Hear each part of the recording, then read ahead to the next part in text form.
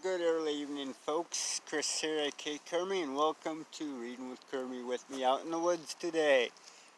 Yeah, I decided to go on a little hike in the trails behind my apartment and bring Reading with Kermie with me. And what I also did was brand new to me, and I've never done that before in my life.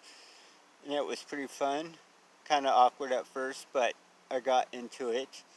I took my Bluetooth speaker with me, turned on my phone data, and did my own dancing in the woods. And it was very freeing. So I suggest, if you want to feel a little bit of freedom through this, especially through this lockdown thing, I suggest take some music out in the woods and just cut loose. It was great. But anyway, welcome to Kermie with Don't Stress the Small Stuff, It's Just Small Stuff. And this is book 2 with the family. And this chapter is chapter 45. We're moving quite along in this book 2, aren't we? Good hike too, by the way. Work on absolute acceptance of those you love most. Okay, this is a good one for everybody, I believe. I can feel it. Let's get going. It's sad, but in many cases, the people we love unconditionally the least are the people we love the most. In other words, while we can quite easily overlook or simply ignore the negativity of idiosyncrasies of complete strangers, it's difficult to do the same with our children or our spouses. I'll carry on. This was brought to my attention by a dear friend of mine who noticed my very high expectations of my 2 daughters. She said to me, "It seems to me that in many areas of your parenting you are you are quite accepting. But are you aware that to a large degree you seem to expect your children to always be enthusiastic and happy?" She went on to ask, "Can you imagine how difficult that expectation would be to live up to?"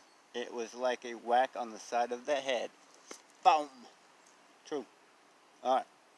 Her observation hurt a little, but boy was it right on.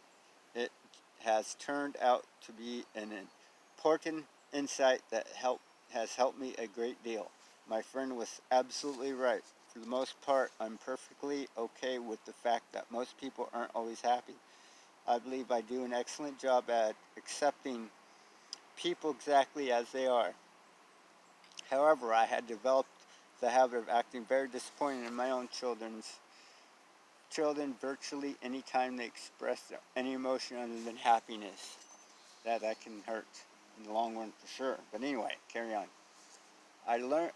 What I learned was that I, like most people, levy my most demanding expectations on those people whom I love the most. True. Think about some of the obvious examples. If a neighbor spilled a glass of milk on the floor, you'd probably say, "Oh, don't worry about it. I'll clean it up." But if your child did the exact same thing, would you act the same? Question mark. Or might you act disappointed, angry, or frustrated? Yet your child is the one you love with all your heart, not your neighbor. Or you might be very accepting of the innocent little quirks of a family friend, but feel as if you're going to be driven crazy by the spouse's quirks, even though they are very similar. I love the fresh air out here. There's nothing like it in the forest. Anyway, I don't want to get overly analytical, but here, I don't want to get over analytical here, but hear about the reasons for this twisted set of values. I believe what's most important is that we recognize our own tendencies to have some extremely high expectations for our loved ones and that we set out to love more unconditionally. In my case, what was most helpful was to practice remembering that people are different in the ways they express themselves, including my own children. I need to respect my children and their ways of being in the same way that I have tried to respect everyone else. And you know what? It really works. I believe my children have sensed my sincere desire to become less judgmental and more unconditional loving. and I have felt a similar love coming from each of them. If you make it a top priority to accept those you love the most, I think you'll be richly rewarded by the love you'll feel in your family. Woo! That, my friends, is a good reading. And very true.